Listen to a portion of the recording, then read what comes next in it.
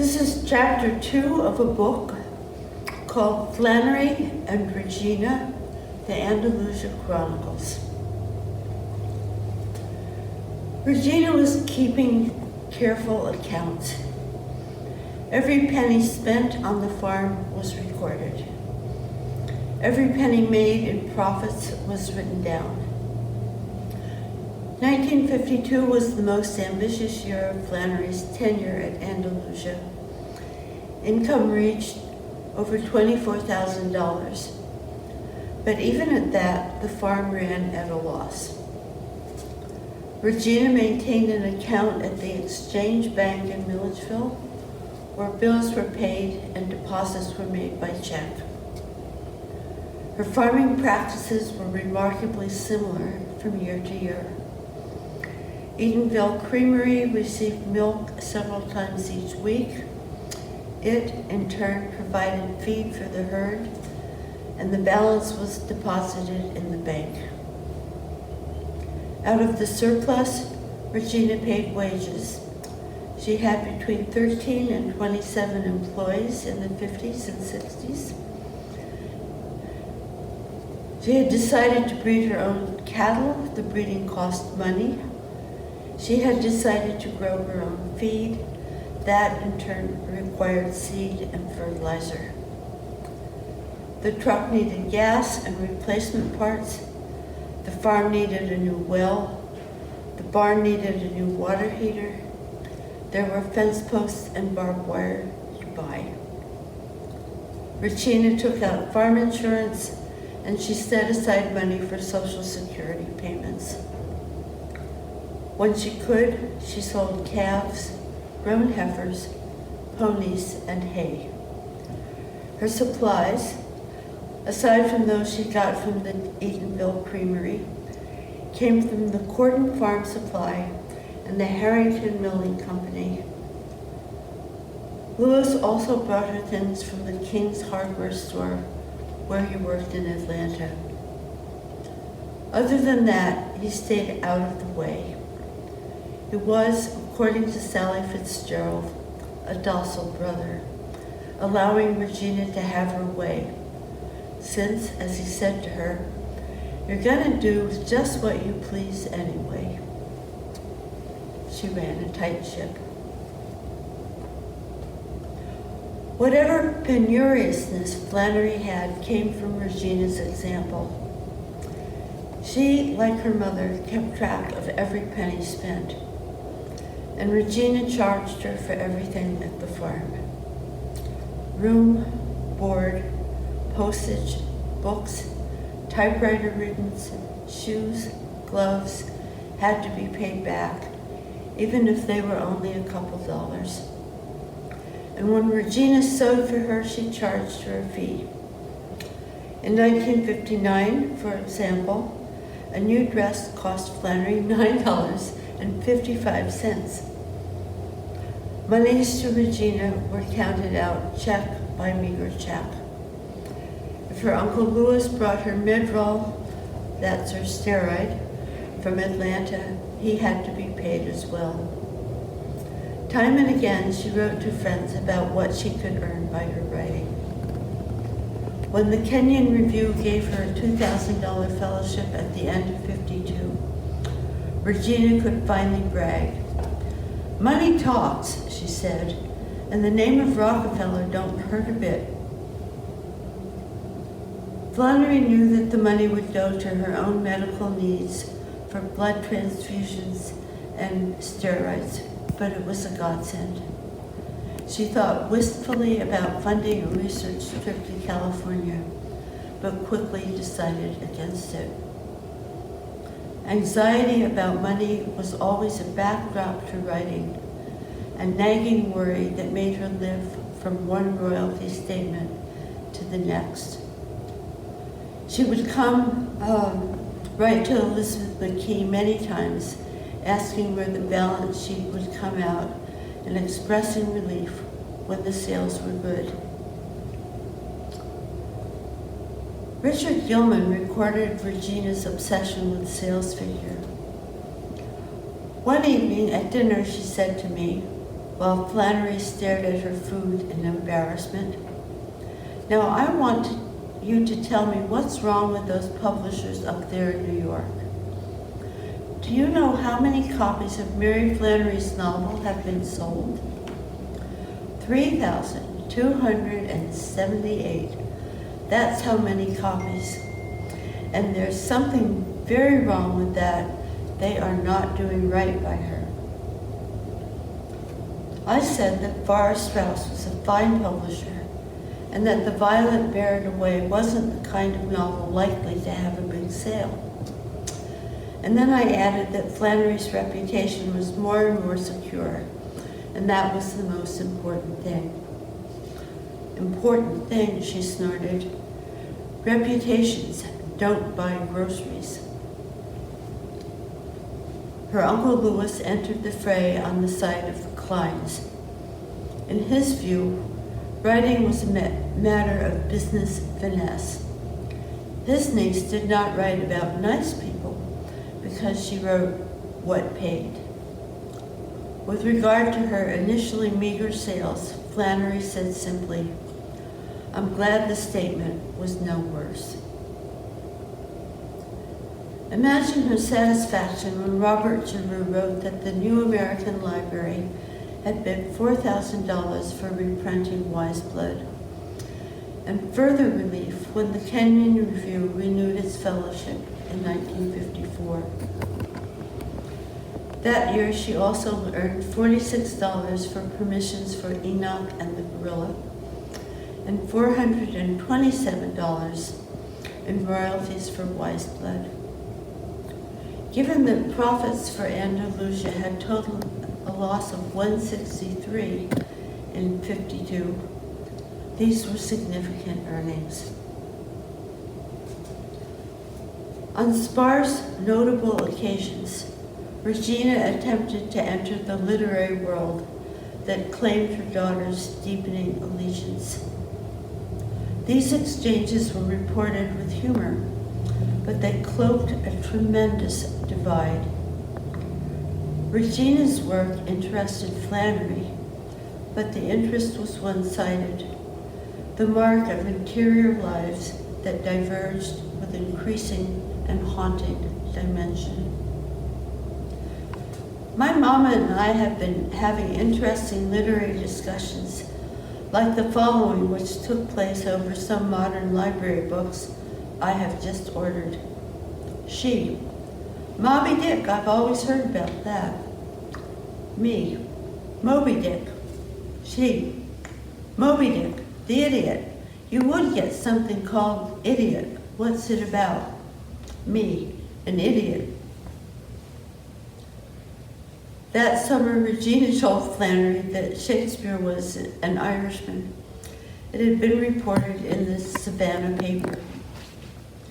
When Flannery doubted it, her mother said, "Listen, she didn't care whether he was an Irishman or a Chinaman. She's getting ready to build herself a pond for the cows to lie down in and cool off in the summertime. The government says it has to go down 2 feet straight to keep from breeding mosquitoes, but she don't want it that way for fear the cows will break their legs getting in." By April of '53, the work was finally completed. To the Fitzgeralds, Flannery wrote, "The Easter Bunny brought her a man with a bulldozer, so she's just finished her pond. She says she's not going to have but 4 feet of water in it, because if anybody drowns, she wants to be able to go in and get him out without draining it."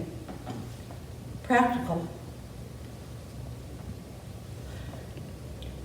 During this time, Flannery was exploring another economy quite apart from Regina's concern about finance and property. She was paying attention to fiction as a world of unreal estate, a place where spiritual values could countermand the material world that claimed so much of her mother's time and energy. The power of intangible property claimed her imagination. Indeed, it drove her constantly to seek what lies within, but also beyond the concrete.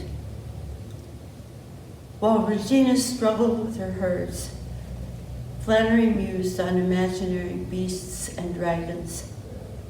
What were they? How did they manifest themselves? How could the given world point beyond itself to mortal dilemma? She used a quote from St. Cyril of Jerusalem to identify this project. The dragon sits by the side of the road, watching those who pass. Beware lest he devour you. We go to the Father of souls, but it is necessary to pass by the dragon. She continued by saying, no matter what form the dragon may take, it is of this mysterious passage past him or into his jaws that stories of any depth will always be concerned to tell. And this being the case, it requires considerable courage in any time, in any country, not to turn away from the storyteller. A major question for her was how to turn the attributes of Andalusia into the vehicle of this mysterious passage. How could it be a landscape both familiar and strange, both concrete and ineffable? Like Nabokov, whose memoirs Speak Memory evoked the lost world of childhood, turning real loss into artistic gain, Flannery eluced the countryside only to transform it into a wild, creative pasture, a world where the ordinary implements of living, the stuff of her mother's world, could assume the role of dragons, turning tractors and barbed wire and mowing machines into the vehicles of mortal danger. Her first Andalusia stories, the stories written in the early 50s, all create journeys away from sad, beleaguered homes. Andalusia's southern rural face appears fleetingly as a front porch where a mother and daughter sit in rocking chairs. But by and large, country life does not focus her narratives. For Flannery, the threat to well-being is initially figured in travel. The dangers to the self are literally by the side of the road on the way out of town. Leaving, going away, the hazards of the pathway are what distress. In the river, a young boy sifts through the cigarette butts and unfinished drinks of derelict parents, finding no place for himself. Home is not home. He is neglected, or as Flannery puts it, he doesn't count. The woman hired to take him away watches him and takes him to a healing, a kind of fundamentalist come-to-Jesus event. On the way, Harry Bevel observes, "You found out more when you left where you lived." Mrs. Conan and the boy walk on a highway, then on a dirt road, then across a field. When they enter a forest, the narrator says, he had never been in woods before, and he walked carefully, looking from side to side, as if he were entering a strange country. The metamorphosis of the landscape has begun, and it expands to include a broad orange stream where the reflection of the sun was set like a diamond. The preacher in the story provides the meaning of this circumstance. There ain't but one river, and that's the river of life. You can lay down your pain in that river and get rid of it. Caught between a thankless home and a new vision of spiritual possibility, the boy chooses. Yes, the child said, and thought, I won't go back to that apartment. I'll go under the river. This is Flannery's early formulation of life's potential. It records the pull of the sacred, but at the expense of the familiar. It configures the home provided by material circumstances as something to be left behind and rediscovered in the natural world. It imagines the river as solace for what is lacking in family life. Depending on a reader's belief system, the river either kills the child or saves him. It is either a dragon which devours him or the vehicle of divine intervention. But in either case, the child has passed by mortal danger on his journey. In this story, we see Flannery weighing where to go. She locates home as some place to be abandoned in order for the life of the spirit to take hold. In it, we can glimpse the ambivalence of her own homecoming, the inadequacy of the farm's material world as an answer to the deeper questions posed by her illness. Andalusia shared none of the urban dereliction of Harry's domestic life, but it steeped her mother in a steady preoccupation with material circumstances, and these, for the daughter, failed to suffice. In a similar way, The Life You Save May Be Your Own takes account of human life in relation to materialism, this time practiced by a mother and a hired man. Flannery notably moves her story to the country, to a house which, like her own, has a porch with rocking chairs, and which required constant maintenance. However hospitable the porch, it is not an adequate home for the young woman, Lucy Nell Crater. Lacking help, the mother bargains her mute daughter's future for a handyman's presence on the farm, a bargain that ultimately fails. After the deal has been struck, the money paid, the worth the daughter agreed to, Mr. Shiflett abandons the girl by the side of the road, becoming himself the dragon that Lucy Nell must pass, or in this case, fail to pass. This story is the Flannery's first attempt to confront the issues of money and land management directly. Shiflett told the old woman then that all most people were interested in was money. The mother argues, but she argues from the position of ownership. She has cash, she has a child who can be bartered, she has a farm. In fact, she watches the world, quote, as if she were the owner of the sun. From the moment of Shiflett's arrival, she manages to win his labor for free, trading food, the back seat of a car, and the life of her daughter for farm repairs. Material benefit motivates both characters, but their negotiations are cloaked by lies.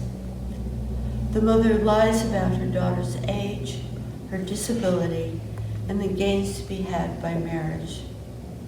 Shiflett lies about his own goals, which are broadly to acquire a car and some cash.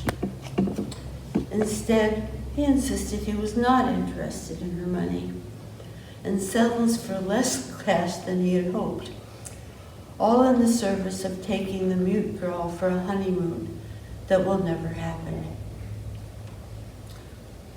Where Harry Bevel had left an inadequate home in search of the sacred, Lucy Nell Prater leaves an inadequate home for further abandonment. There is no river to save her. Flannery only alludes to divine intervention through the landscape, as if the wrath of God could be configured in a cloud the exact color of a hat and shaped like a turnip, descending on the racing car. Once again, the natural world transforms into something in excess of itself, its shape and action suggesting more than rain, the land itself reaping vengeance on the filth of human transaction. Clearly, Flannery was moving the locus of her stories to the mysteries contained in farm life, its insistent need for workers, its dependence on ready cash, its predictable collapse, and indeed its potential for corruption. There was the land, and there were those who tended the land, neither one to be mistaken for the other.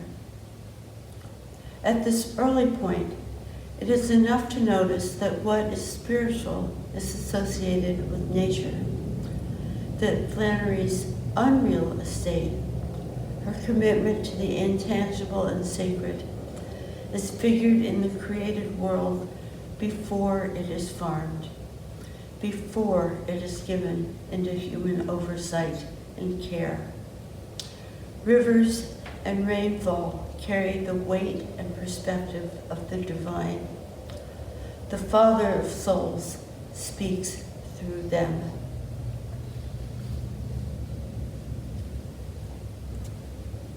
It was Regina's opinion that Flannery could accomplish this because of her efforts.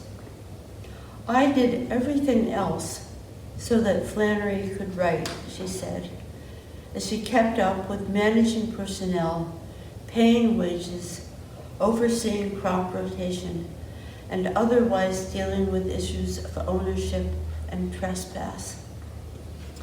Annie Bell Williams would get around $12.50 a month. Robert Hill, $20 a month. Willie Manson, $12. Louise Hill and Guy Stevens were her highest paid employees at approximately $45. Wages tended to total around $200 a month. Regina's records don't register any hourly rates, so it is impossible to gauge if her wages were mean, generous, or in line with other dairy farms. In August of '53, Flannery reported that her mother was expecting a new farm family whose last name was Matsiak. Brad Gooch, who interviewed Jan Matsiak's son, described him as Polish, a refugee from World War II, and from a labor farm.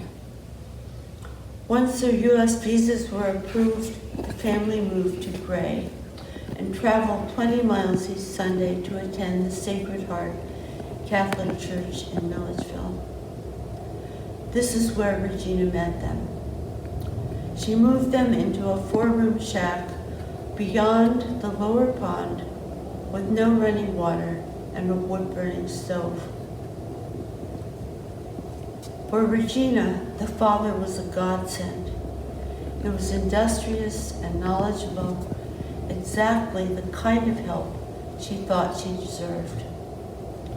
For Flannery, he provided the occasion to examine the tensions between home and exile, to ask who belongs on the property and how to manage those who make a claim to it. Land ownership came with power. Power demanded management. Management implied hierarchy. The displaced person confronts the foundational assumptions of Andalusia as a business enterprise. Regina never questioned the order of the world she inherited from her brother. There was the big house, the house for the main farm family, and various other outlying structures for lesser hired help. The very architecture of Andalusia announced its priorities. That the Matsiaks were housed beyond the pond tells us Regina's initial way of evaluating immigrants on her property. They were poor, dependent, and replaceable. In Flannery's story, the arrival of the immigrants initiates a struggle for placement in that hierarchy. And it also reverses the trajectory of danger in her imagination.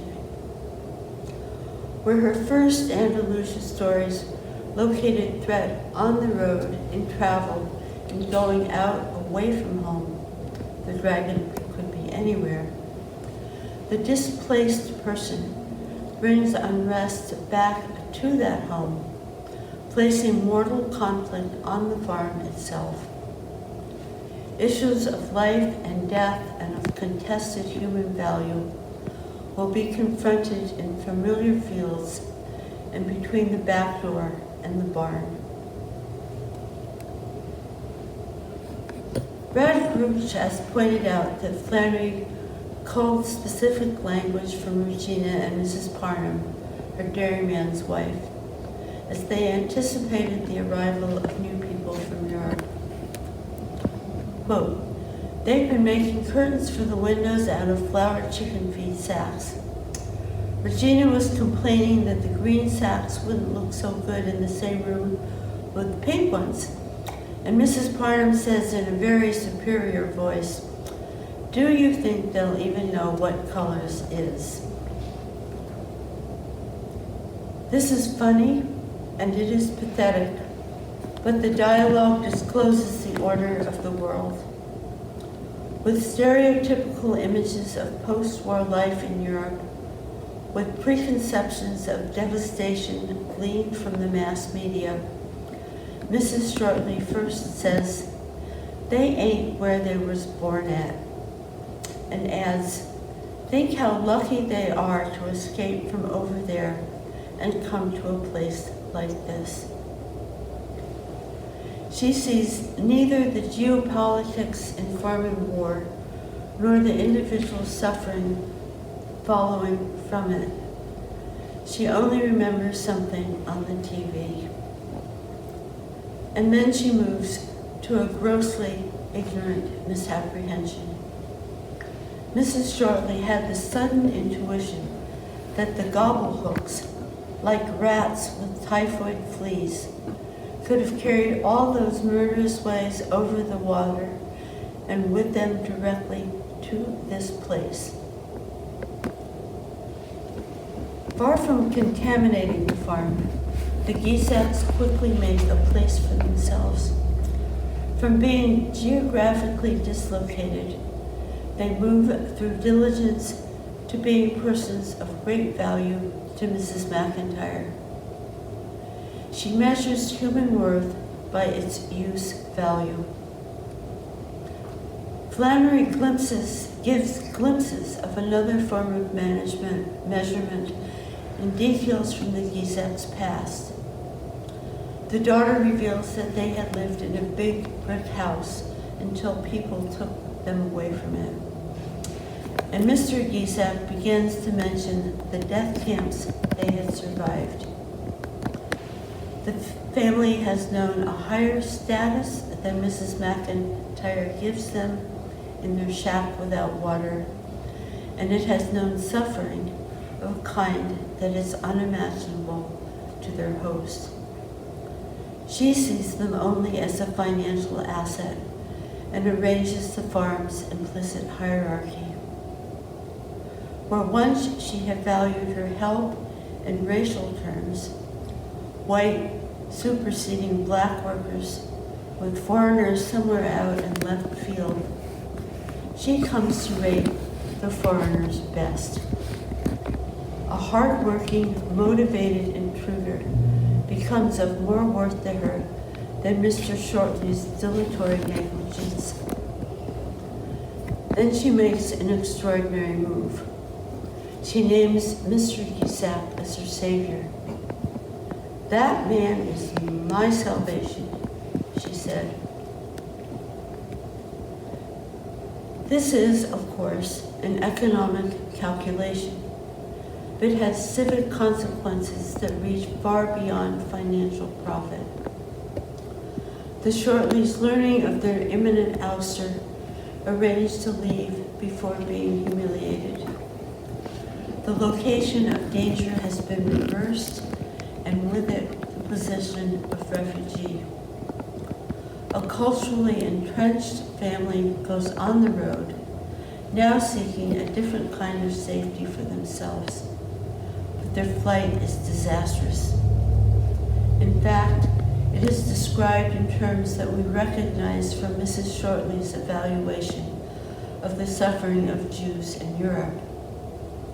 Quote, "She thrashed forward and backward, clutching at everything. Mr. Shortley's head, Sarah May's leg, the cat, a wad of white bedding, her own big moon-like knee.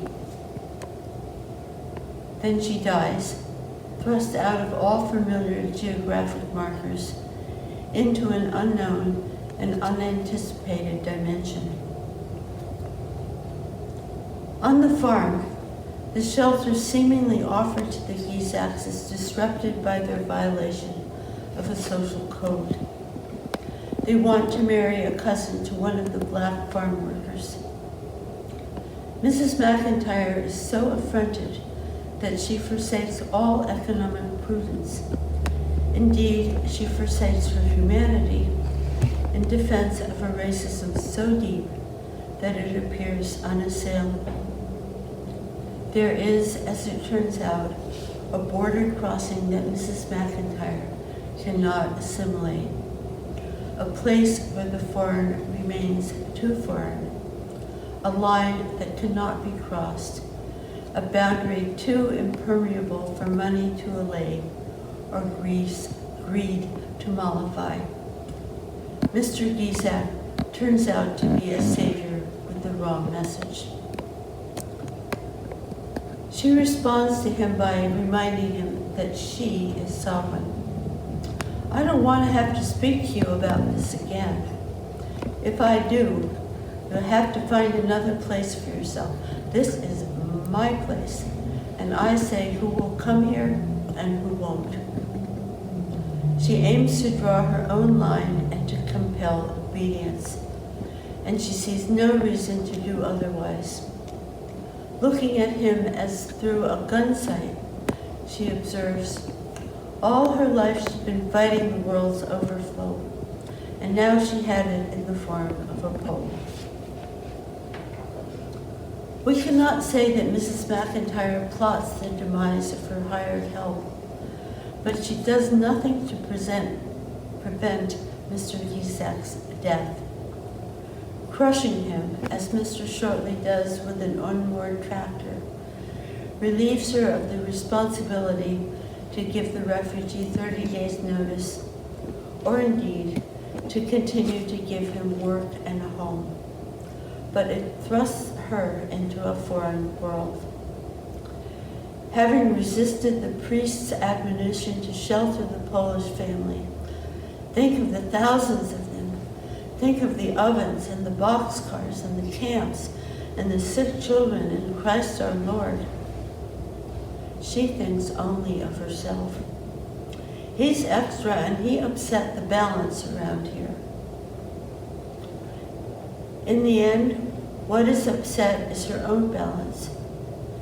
Quote, she felt she was in some foreign country where people bent over the body were natives, and she watched like a stranger while the dead man was carried away in the ambulance. In addressing the issue of who belongs on the land, Flannery was implicitly questioning the social system of Andalusia. While the actual mother and daughter went placidly to Mass and to lunch each day, giving the impression of unalloyed camaraderie, Flannery, in her writing, was undermining Regina's assumptions about the hierarchy that she both established and upheld as the natural order of farm life. Flannery's quiet compatibility, her properly filial demeanor, cloaked a silent rebuke. The daughter saw the exclusiveness, the unholy superiority of her mother's management style. She saw the control and condescension extended to landless tenants, blacks, and refugees. The confrontation that she avoided in person became, in fiction, a pointed critique, a reminder that ownership of property is not a guarantee of righteousness, but only of power, and power bought ultimately at personal expense. Her characters say, "It's the people that run away from where they come from that I got no use for." Her implotment of danger reveals the fragility of such views. The dairyman's wife is dead, the farm owner has collapsed, both are displaced, the farm itself become a place of exile. The displaced person was Flannery's first extended reflection on the environment to which illness had brought her. It was savage in rendering Mrs. McIntyre's constant lament. Her character takes endless pity on herself. "I've been running this place for 30 years and always just barely making it. People think you're made of money. I have taxes to pay. I have the insurance to keep up. I have the repair bills. I have the feed bills." In depiction of farm women in O'Connor's short kitchen, Monica Miller is right to remind us that the problems facing women who ventured into agribusiness were real. She is right to call attention to the financial and emotional stress that came with trying to hold a small town together in the mid-century South. But Flannery countered these complaints with an alternate perspective. She remained equally committed to unreal estate, to the power of the intangible, and to the fictional strategy of using landscape as a vehicle of the sacred. The writer, she said, operates at a peculiar crossroads where time and place and eternity somehow meet. His problem is to find that location. She was making distinctions. She was beginning to understand how to see the various dimensions of life at Andalusia. Flannery was not done with her exploration of the meaning of property. In the mid-1950s, she looked again at farmland, this time from the perspective of trespass, exploring the tension between ownership and transgression, and between proper management and contamination. She reminds us, we are sustained in our writing by the local, the particular, and the familiar. Clearly, open fields, lines of trees, farm machinery, and barns constitute what is familiar to her. But she once again asks how to manage these assets. It is not simply that rural life inhabits her fiction, but that the very contours of inhabiting property give force and distinction to her vision. A Circle in the Fire was written in 1954.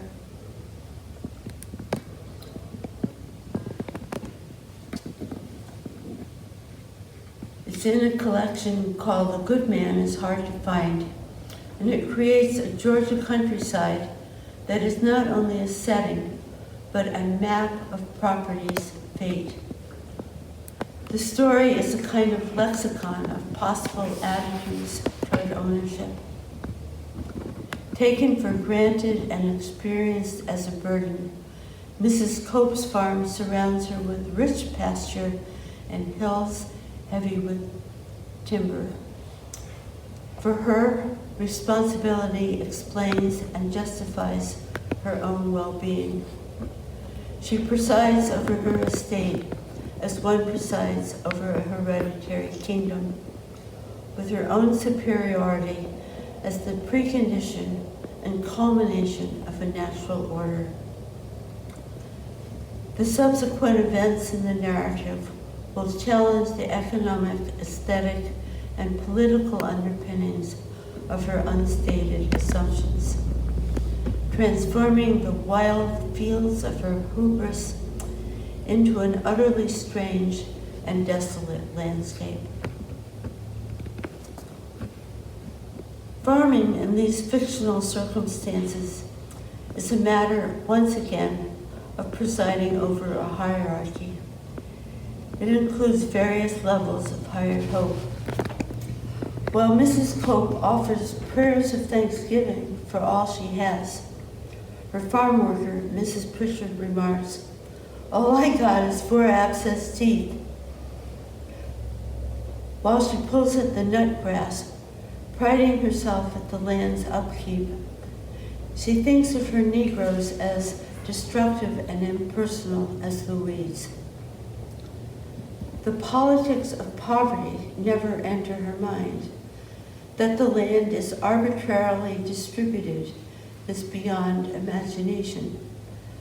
To her, people are simply resources that cannot be trusted, and hence they threaten continually to encroach or to step out of place. For Mrs. Cope, plot, both her land and her strategy of action, is predicated on the observable natural world, being hers and hers alone. Before the displaced youth who set fire to the woods arrive, Flannery articulates the resentment created by inequality and shows it to undermine the social structure she represents. Mrs. Pritchard grumbles, but she accepts the hierarchy of which she is a part. The young men who arrive from the suburbs do not accept it. They begin to subvert the natural procedures on Mrs. Cope's farm. They eat her food, they ride her animals, they smoke cigarettes. They refuse to be contained in the underprivileged roles that Mrs. Cope has designated for them and that she explores as God-given. Their place in the social world comes into focus in the natural world, where one boy thinks that he and his friends are trespassing, treading on what is not theirs, and another boy makes the claim that nature cannot be owned at all. "She don't own them woods," said Hollis. "She does too."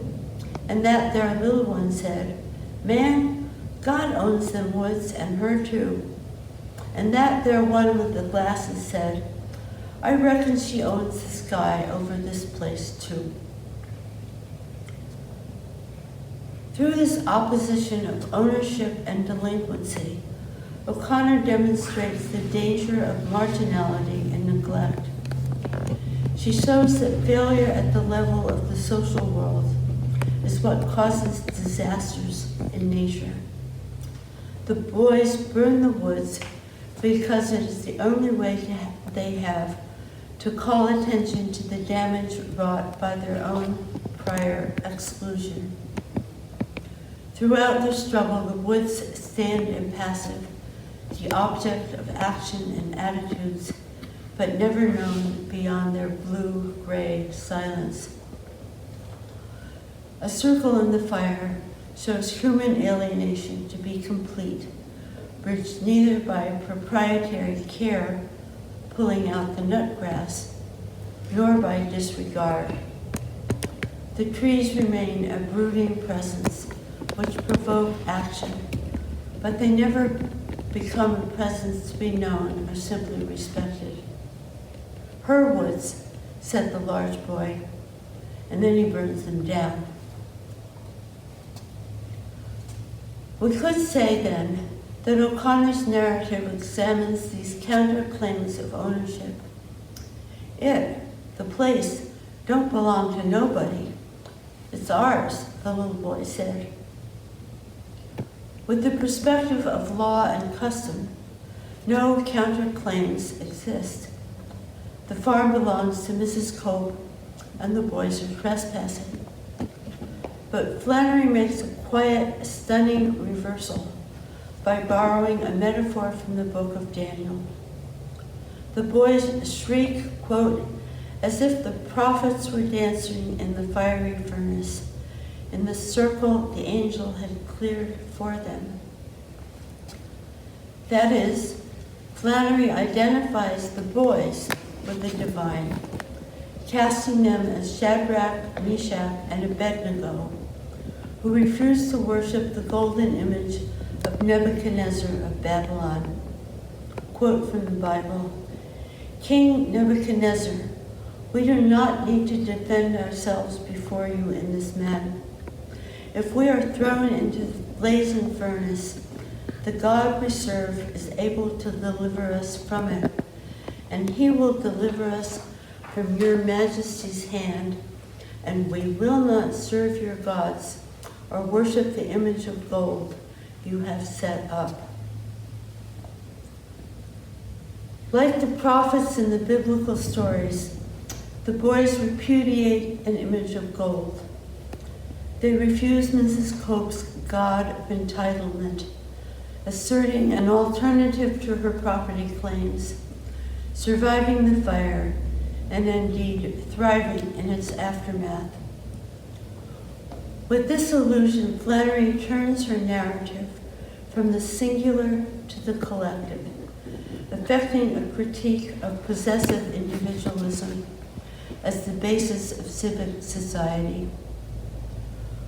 With this metaphoric association, she achieves a radical realignment of value, suggesting that land can be owned by working it, by remembering it, by living on it as Powell once had. It exists in memory and in imagination, making intangible claims that haunt the ground with as much force as Mrs. Cope's anxious, self-satisfied propriety. This is a remarkable literary turn, for it recognizes the implicit claim of the masses lying disruptively within the singularity of a legal deed. It marks the geography of Flannery's fiction as both familiar and uncanny.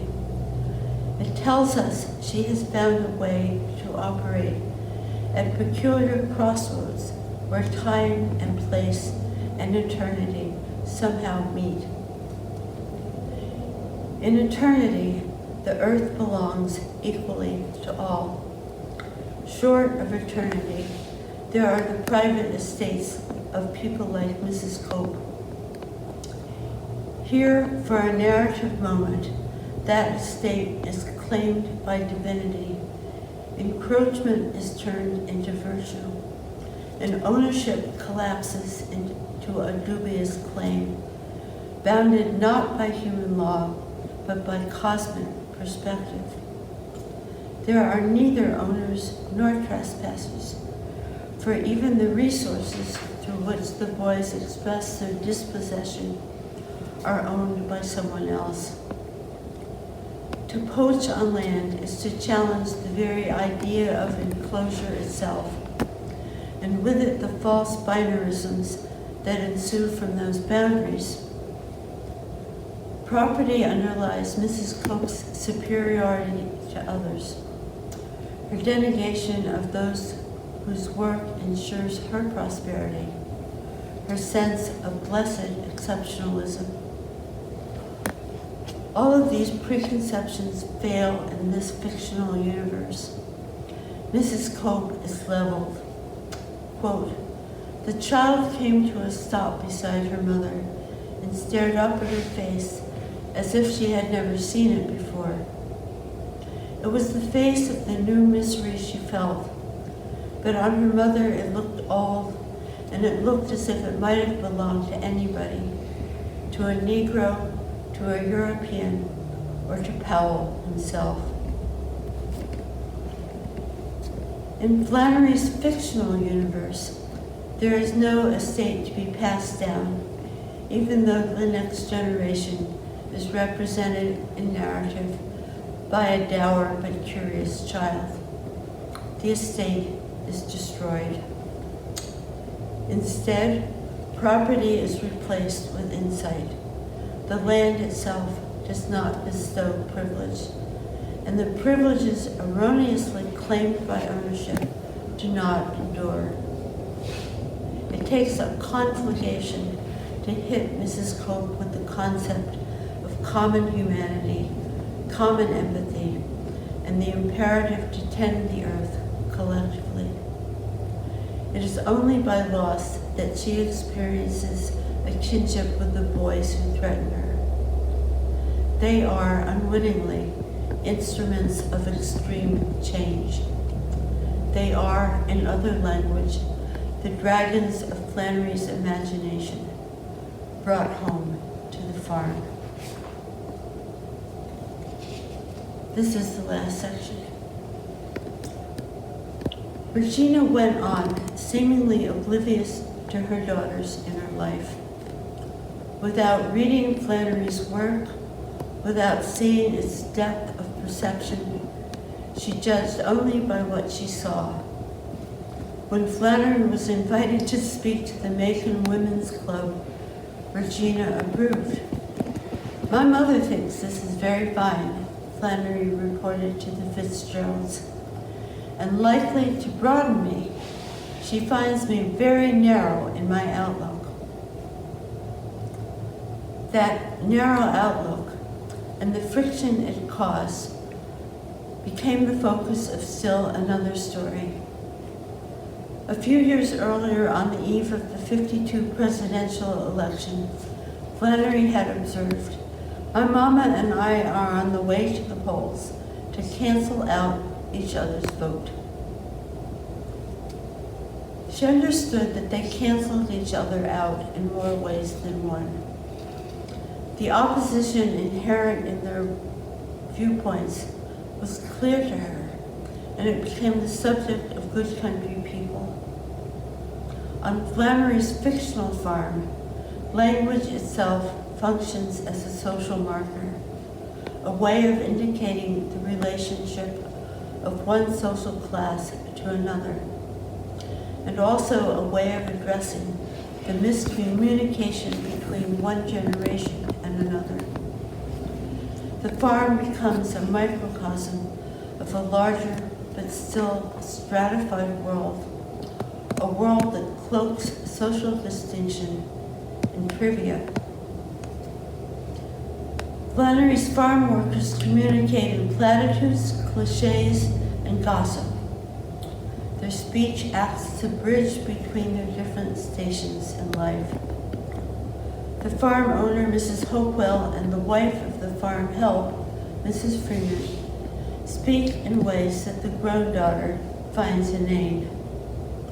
"Nothing is perfect. Life is like that.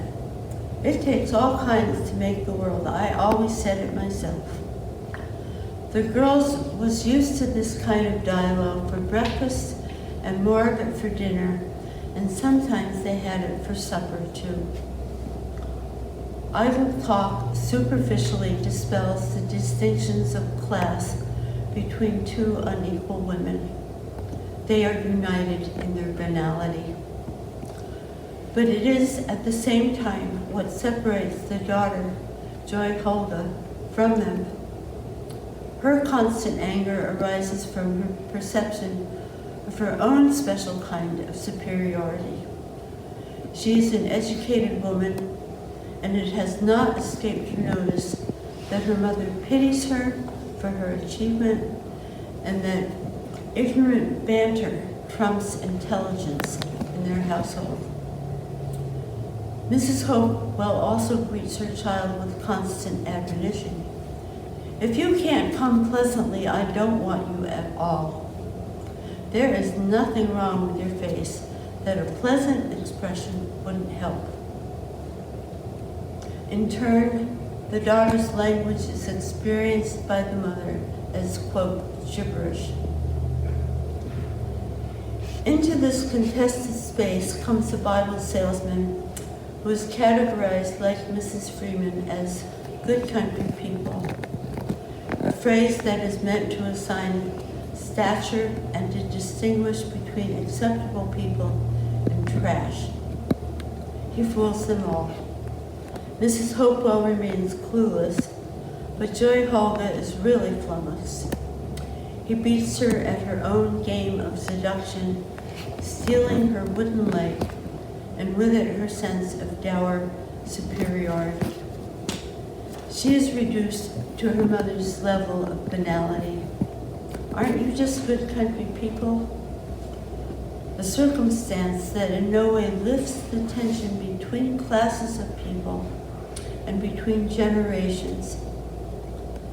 That the world of her imagination was striated, built from class distinction, littered with cliché, is a mark of Andalusia's structure, a reflection of its social life, and equally, notably, Flannery's critique of its human dynamic.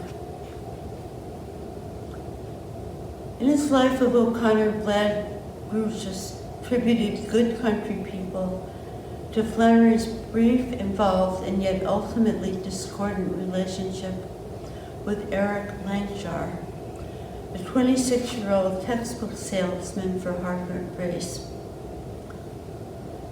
Was a Princeton grad, the son of a Danish diplomat and a Russian immigrant mother who had divorced when he was young. He had taught briefly at Fordham University. When his Catholic ambivalence no longer seemed a good fit, he had become a publisher's rep, cosmopolitan in a way that Regina could never be. He offered Flannery companionship, conversation, and an outsider's understanding of Catholic theology. They spoke about Dorothy Day. He told her that he did not understand Day, and they shared their personal stories. To Flannery, he said, I'd come to the U.S., that I was now traveling somewhat rootlessly in the South, that I had all these religious concerns and problems. She identified with his homelessness. You wonder how anybody can be happy in his home as long as there is one person without one. I never thought of this so much until I began to know you and your situation, and I will never quite have a home again on account of it. They laughed over the fact that his promotional materials were called Bible.